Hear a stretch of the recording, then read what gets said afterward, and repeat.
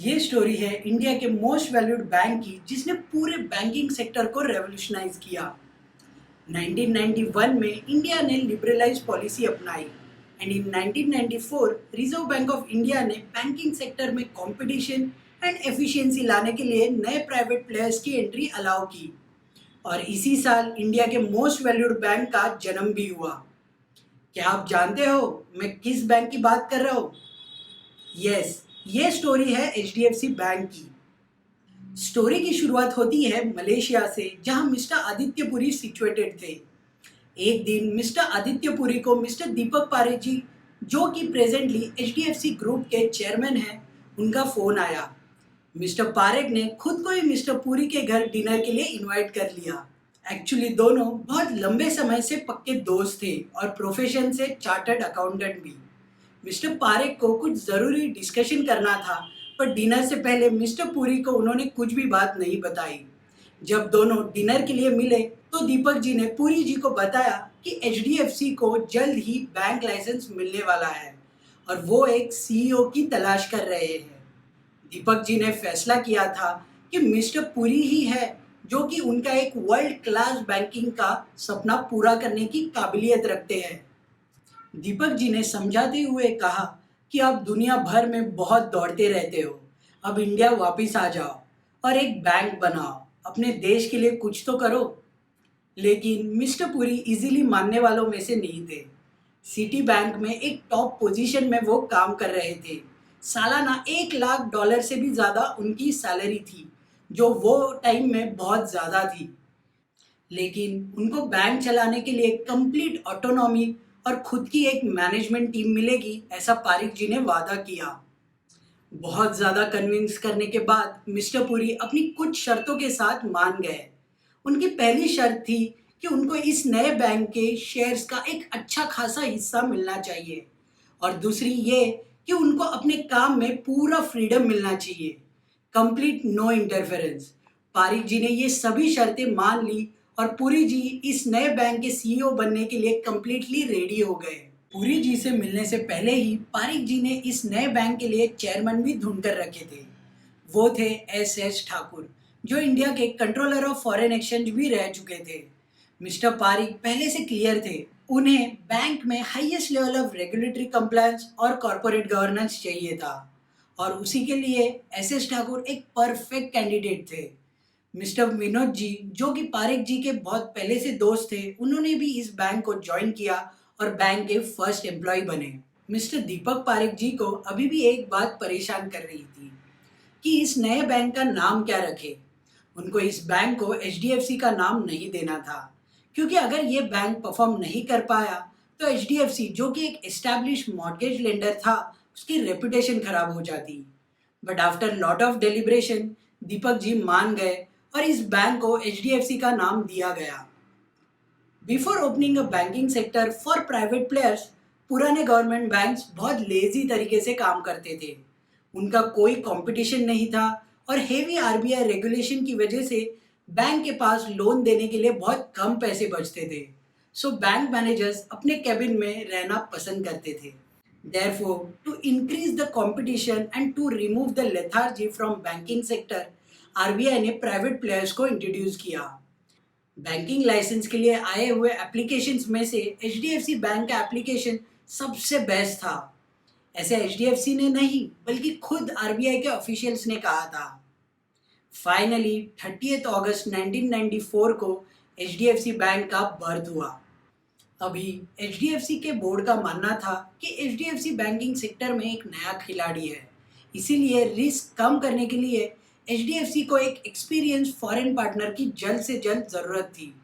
NatWest market limited, जो कि NatWest group का पार्ट थी, एचडीएफसी बैंक की फॉरेन पार्टनर बनी। Today HDFC bank admits that NatWest से पार्टनरशिप इतनी फ्रूटफुल नहीं थी, पर शुरुआत में एचडीएफसी बैंक के लिए ये एक अच्छा सेलिंग पॉइंट बना। लेकिन कुछ सालों बाद ही ये पार्टनरशिप ब्रेक भी हो गई। अभी लाइसेंस मिलने के 11 दिन बाद ही एचडीएफसी बैंक ने 16 जनवरी 1995 को अपना पहला ब्रांच ओपन किया। इस ब्रांच में 12 से भी कम एम्प्लॉयज़ थे। एक महीने बाद तभी के फाइनेंस मिनिस्टर और इंडिया के फाइनेंशियल रिफॉर्म्स के चीफ आर्किटेक्ट श्री मनमोहन सिंह ने बैंक का कॉरपोरेट ऑफिस वर्ली मुंबई में ओपन किया। Bank's first branch was already open. So mister Puri ने मनमोहन सिंह को प्रैक्टिकली डेमोन्स्ट्रेट करके दिखाया कि कैसे सेंट्रलाइज सर्वर से अकाउंट डिटेल्स निकाले जाते हैं और सिग्नेचर्स मैच करके पूरी तरह कंप्यूटराइज ट्रांजैक्शन किए जाते हैं। पुरी जी ने ये भी समझाया कि क्यों सेंट्रलाइज्ड अप्रोच ब्रांच बैंकिंग से बेटर है। Actually in banking customer basically bank के साथ व्यवहार करता है, ना कि किसी ब्रांच के साथ।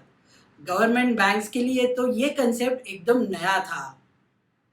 आज भी इतने सालों बाद कोर बैंकिंग सोल्यूशन सिस्टम होने के बाद भी कई सारे ट्रांजैक्शंस करने के लिए गवर्नमेंट बैंक्स आपको अपने होम ब्रांच जाने के लिए कहते रहते हैं। इसी सिस्टम को एचडीएफसी बैंक चेंज करने की कोशिश कर रहा था। द सेंट्रलाइज्ड प्रोसेसिंग सिस्टम एक ऐसी सिस्टम है जहां सभी प्रपोज्ड अकाउंट्स का डेटा कंट्री के डिफरेंट पार्ट से एक साथ पूल किया जाता है एक सेंट्रल प्लेस पे जहां उसका वेरिफिकेशन होता है। एचडीएफसी बैंक इंडिया का सबसे पहला बैंक था जिसने सेंट्रलाइज सिस्टम को इंट्रोड्यूस किया। अगर आप एचडीएफसी बैंक को आईसीआईसीआई बैंक से कंपेयर करें तो शुरुआत में एचडीएफसी बैंक ने एक डिफरेंट अप्रोच अपनाया। आईसीआईसीआई बैंक एक फ्लैम्बॉयंट इनोवेटिव अप्रोच लेने वाली बैंक जानी जाती है और एचडीएफसी बैंक शांति से अपना टाइम का इंतजार करती है, एक डिसिप्लिन्ड अप्रोच में काम करती है। लेकिन at the end of the day HDFC bank comes out with the flying colours. नए बिजनेसेस में उतरने से पहले एचडीएफसी बैंक दूसरों की गलतियों से सीखता है, लेकिन आईसीआईसीआई बैंक नए बिजनेसेस में सबसे पहले लीड करना पसंद करता है। मिस्टर आदित्य पुरी जी का विजन था कि एक इंडियन बैंक ग्लोबल बैंक से इक्वल लेवल पे कम्पीट कर पाए। उन्हें ग्लोबल बैंकों के प्रोडक्ट्स, सर्विसेज और टेक्नोलॉजी को स्टेट रन बैंक के फंडिंग डिस्ट्रीब्यूशन नेटवर्क से कंबाइन करना था और एक वर्ल्ड क्लास बैंक बनानी थी। पुरी जी की अपनी 12 लोगों की टीम थी। उन्हें वो डर्टी 12 के नाम से भी बुलाते थे। इन 12 लोगों को पुरी जी ने पूरा फ्रीडम दिया था। उन्हें अपने पसंद के लोगों को रिक्रूट करने की परमिशन भी दी थी। पुरी जी ने अपने न्यू रिक्रूट्स को आप इंडिया के सबसे बेस्ट बैंक में काम कर रहे हैं ऐसा कह के मोटिवेट करते थे। आज भी एक्सपर्ट्स मानते हैं कि एचडीएफसी बैंक का सक्सेस का राज उनकी स्ट्रॉन्ग फाउंडिंग टीम थी। शुरुआती दिनों का मतलब कड़ी मेहनत, देर तक काम और केओस भी था।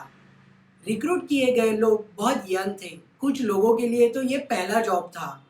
फाउंडिंग टीम भी रिलेटिवली यंग थी, जो अपने high paying jobs, expensive cars और बड़े बड़े घर छोड़ के मुंबई में छोटे घरों में रहने आई थी। एचडीएफसी बैंक की शुरुआत एज अ स्टार्टअप होने के कारण इनिशियल ईयर्स में कॉस्ट रिडक्शन, कॉस्ट कंट्रोल पे बहुत ज़्यादा फोकस था। शुरुआती दौर में रेंटेड ऑफिस, रेंटेड फर्नीचर और तो एचडीएफसी बैंक का ट्रेनिंग सेंटर एक छोटे से गाले में हुआ करता था। ऐसा नहीं था कि पैसा कम था, लेकिन अननेसेसरी चीज़ों पे शुरुआत में खर्च करना एचडीएफसी बैंक ने अवॉइड किया। Highest quality of customer service उनका मेन गोल था। सीमेंस कंपनी एचडीएफसी बैंक का फर्स्ट कॉर्पोरेट कस्टमर बनी and then there was no looking back. In the first year itself HDFC bank ने 648 करोड़ के deposits, 98 crore के advances and 80 lakh rupees का profit record किया। It was just a start.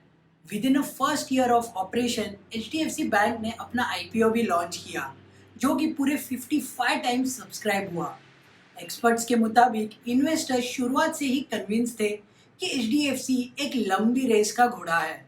वो mister Aditya Puri को एक क्रेडिबल इंसान मानते थे। ही delivers on his promises and sometimes even over performs, ऐसा कुछ एक्सपर्ट्स का शुरुआत से मानना था। कंज्यूमर सेटिस्फैक्शन और एक professional, transparent and fair organisation बनाना एचडीएफसी बैंक का एम था। इकोनॉमिक लिबरलाइजेशन का एचडीएफसी बैंक ने पूरी तरह फ़ायदा उठाया। उनको इंडिया के बैंकिंग सिनारियो की पूरी तरह जानकारी थी। बैंक एडिक्वेटली कैपिटलाइज था और उनके पास प्रोडक्ट्स रेंज, टेक्नोलॉजी और क्वालिटी पीपल, ये सब कुछ अवेलेबल था। इसी सिचुएशन को एचडीएफसी बैंक ने अच्छी तरह कैपिटलाइज किया। बैंक ने माइक्रो मार्केटिंग स्ट्रेटजी को भी इंडिया में इंट्रोड्यूस किया। अगर बैंक किसी कंपनी को लोन देती है तो bank will also involve the same company suppliers by providing them credit facility, also the employees by opening their salary accounts. इसी स्ट्रेटेजी को माइक्रो मार्केटिंग स्ट्रेटेजी कहा जाता है। Because of this strategy bank के low cost deposits such as savings and current deposits बहुत तेज़ी से बढ़े, and this is where HDFC bank excelled. HDFC bank started as a corporate bank, और जब भी उनके पास एडिक्वेट रिसोर्सेज बने तभी रिटेल सेक्टर्स में भी इन्होंने अपना प्रेजेंस बढ़ाया। इन 2000 इंडिया में सबसे पहले मोबाइल बैंकिंग भी इसी बैंक ने लॉन्च करी। HDFC बैंक की ग्रोथ फिलोसॉफी क्लियर थी, slow and steady growth in a discipline manner. Highest standard of corporate governance इनकी प्रायोरिटी पहले से रहती आई है। लैक ऑफ टेक्नोलॉजी और ग्रेट प्रोडक्ट से कभी दुनिया में कोई बैंक फेल नहीं हुई। बैंक्स फेल होती है क्योंकि वो अपने रिस्क इफेक्टिवली मैनेज नहीं कर पाते। आप येस बैंक का भी एग्जांपल ले सकते हो, जो कि ग्रोथ के पीछे बहुत तेजी से भाग रहा था, बट उन्होंने रिस्क मैनेजमेंट पे इग्नोर किया। Whereas HDFC Bank over the years could manage the risk effectively. Experts कहते हैं कि Aditya Puri controlled himself in good times and didn't lose control in bad times. Since 1994, there have been quite a few crises, but in none of them HDFC Bank has been completely exposed. This is how HDFC Bank became the most valuable bank in India from being just a startup. अगर आपको ये video interesting लगी हो तो please give it a thumbs up and consider subscribing to the channel. धन्यवाद।